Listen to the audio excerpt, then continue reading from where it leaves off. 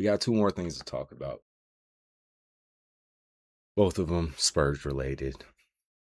And we'll start with Victor.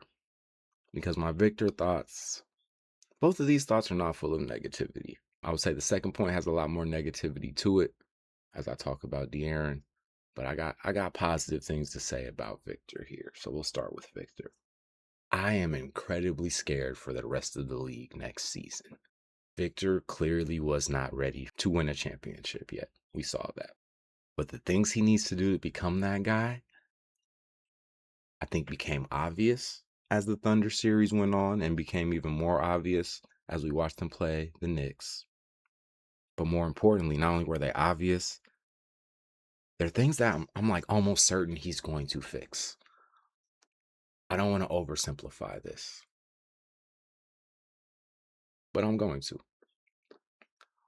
All Victor Wembanyama has to do to be the most dominant player in basketball next year is become comfortable catching the ball 10 to 20 feet from the rim, squaring up to the basket, and knocking down that jumper if the defense isn't guarding him. I know it seems simple.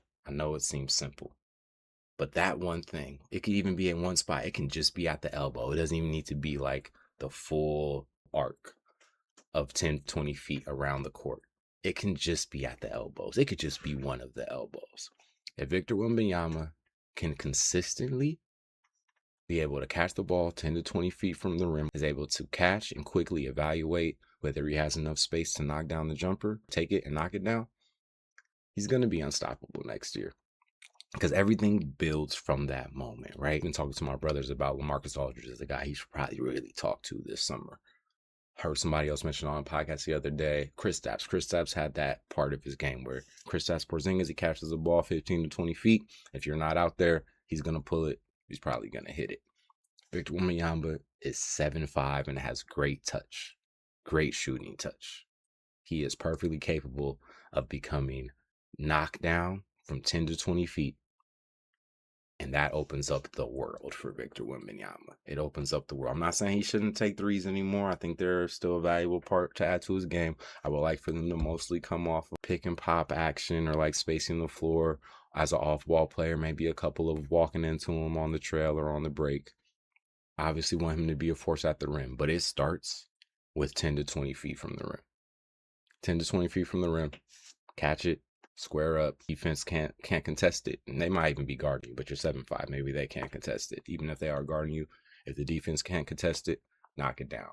And what that opens up, it opens up two things. A, that defender's going to start trying to press up on you. So it's not an uncontested shot in which you and your 7'5"-ness and all your length should be able to turn that into blow-bys, or not even blow-bys because you don't need to be that fast. Creates enough of a lane for you to get to the rim that it is easy buckets. And if they don't do that, it'll be double teams.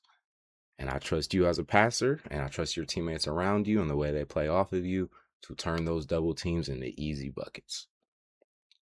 That's it. I know it seems simple. I'm probably oversimplifying it. But I promise you, Victor Wembanyama will be the most dominant player in basketball next year. If he locks in this summer on catch it 10 to 20 feet from the rim, defense isn't close enough to contest, take it, knock it down. That's it. You're already the best defensive player in the world. That's all you need to add. Other part of that, I know I made it really simple that there was just the one thing. And it really is just the one thing because I think this part's going to happen no matter what. As a team, the Spurs have recognized it. As a person, Victor has recognized this.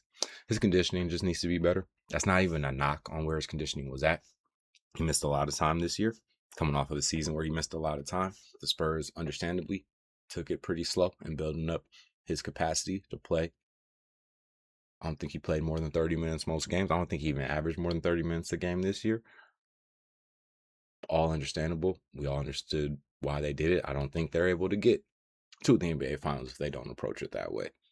But what the playoffs showed us is that he is going to need to get his conditioning right. It is now time to make that superstar leap. We talk about superstar leaps in terms of scoring and skill and all this stuff and like learning his superstar leap. The thing that's probably most important for him, besides the jumper like I was talking about, is going from a decently conditioned, right now I'd say he's a decently conditioned athlete, especially considering the size he's holding, to becoming An elite conditioned athlete.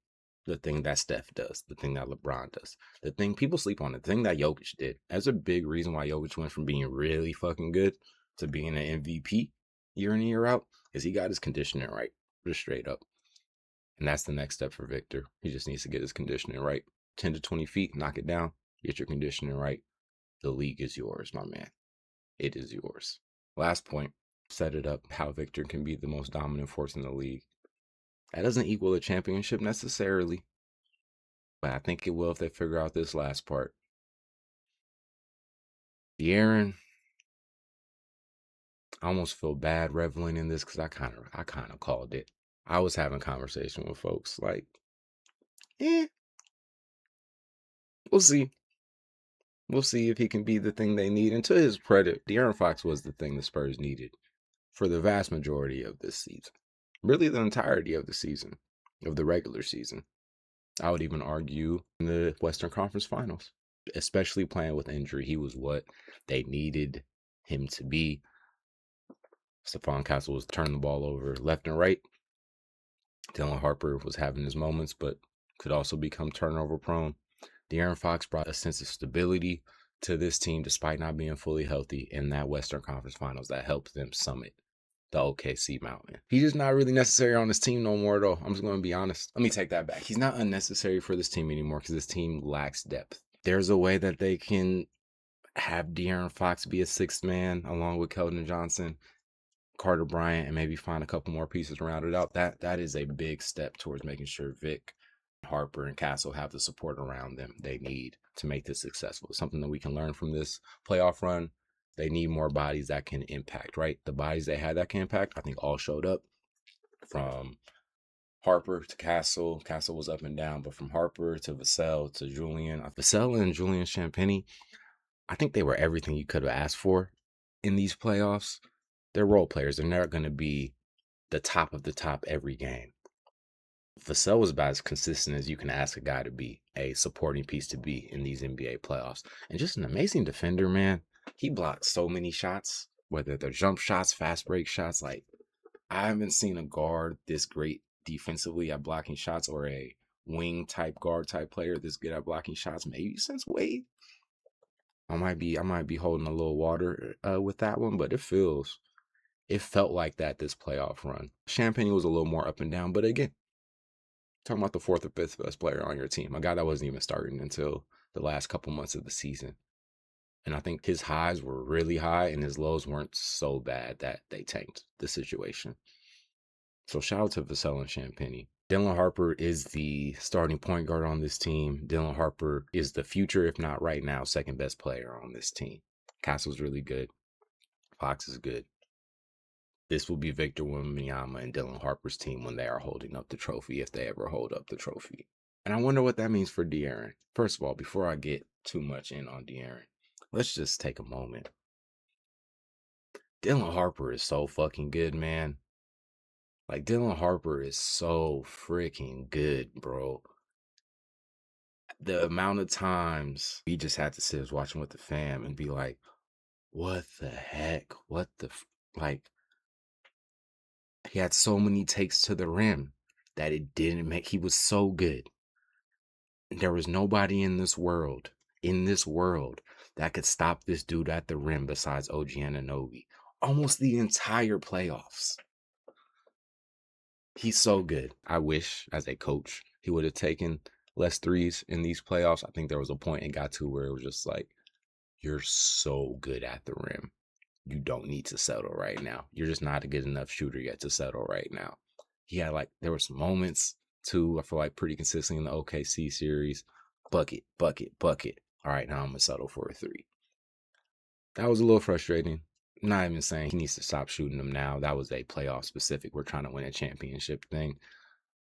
I think he has it in him to become a average to good 3-point shooter, which again, he's going to be so scary once he adds that to the mix. Just as a 2-point finisher, I don't know if I've ever seen a 20-year-old be this good at finishing at the rim. Just straight up. I've never seen a 20-year-old this good at that. The closest might low-key be J-Dub. Honestly, that might be the closest I've seen to it. Ironically, J-Dub. But even that doesn't necessarily feel the same as this. I think mostly because they're different stature players. Like J-Dub was that good, but also he just felt more like a wing, so it just felt a little different than the way Dylan is just kind of blowing our minds as a clear guard, like point guard, who is just unstoppable at the rim. He's really good. He's the future. The shooting will come. Again, I don't know if he's ever going to be a great shooter, but I think he can be an average shooter, maybe even a good one. And I think as a playmaker, he's just going to improve and get better as time goes on. There were even moments in this series where he made passes you wouldn't expect somebody in this space to make. In the game they won in the finals, he had a really good pass. He had a couple good drives and had a really good pass to Wemby in the spot. That I think a lot of guys, his age and just a lot of guys, period, wouldn't have found that pass. Dylan Harper's really good. He's the starting point guard. If he's not the starting point guard next season, there are problems. And it really comes down to what does that mean for De'Aaron? Now, I'm not sure. De'Aaron is owed a lot of money. I believe he signed an extension that hasn't even kicked in yet. If I'm correct, it might kick in starting this year.